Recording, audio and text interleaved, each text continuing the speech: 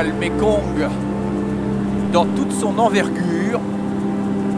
Ce fleuve coule à vie, mais qui a aussi vu couler de la sueur et parfois du sang dans des époques pas si lointaines, pour le moins tragiques. Ce fleuve qui griffe l'Himalaya dont il s'échappe, et tout au long de son long périple de milliers de kilomètres, arrache au relief qu'il traverse les nutriments ou les sédiments avec lesquels il ira féconder et fertiliser les grandes plaines.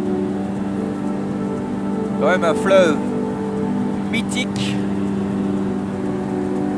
avec ses petites ethnies en amont jusqu'à ces grandes civilisations dans les plaines, cette palette de l'humanité magnifique, étincelante, laborieuse, un peuple moitié pêcheur, moitié paysan, le poisson et le riz étant ici la base de la nourriture. On va faire un petit tour, hop là, et on va descendre un peu.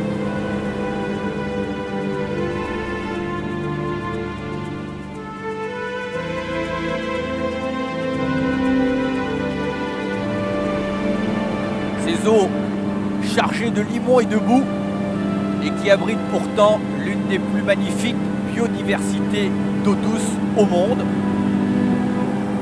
Mais la biodiversité du Mékong connaît un début de déclin, car il faut dire que le Mékong est sous le feu croisé de nombreuses menaces, barrages sur certains de ses principaux affluents en amont, pollutions diverses notamment avec du mercure et du cyanure que l'on commence à retrouver dans les eaux du fleuve, et puis surtout des pratiques de pêche qui furent longtemps incompatibles avec la capacité de régénération du fleuve, pêche à la grenade, à la dynamite.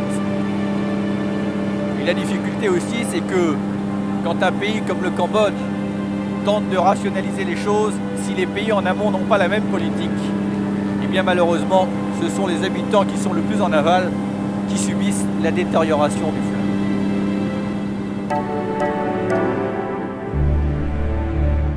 Pour cette raison, les 6 pays baignés par les eaux du Mékong, excepté la Chine, ont créé en 1957 la Commission Mékong afin de les obliger au moins à se concerter avant d'exploiter le fleuve et ses affluents.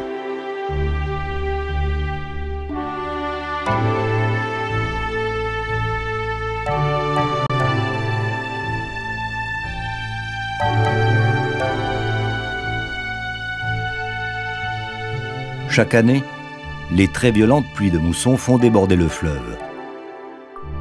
Il monte alors de plus de 10 mètres par rapport à son étiage et inonde les plaines alentours sur des centaines de kilomètres carrés. Les routes sont impraticables pendant des mois.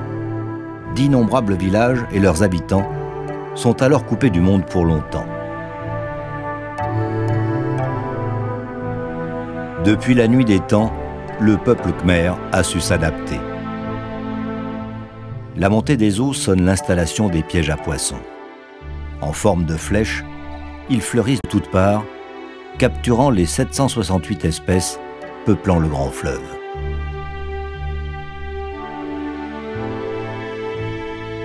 La culture du riz profite aussi largement de ces débordements.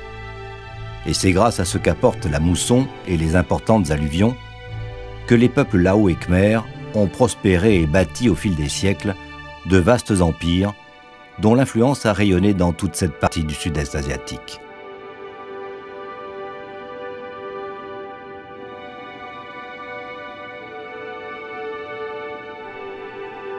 Nicolas survole désormais le Tonlé Sap, surnommé la petite Méditerranée du Cambodge. Il a rendez-vous au cœur de la jungle khmer avec les derniers fantômes de la cité perdue.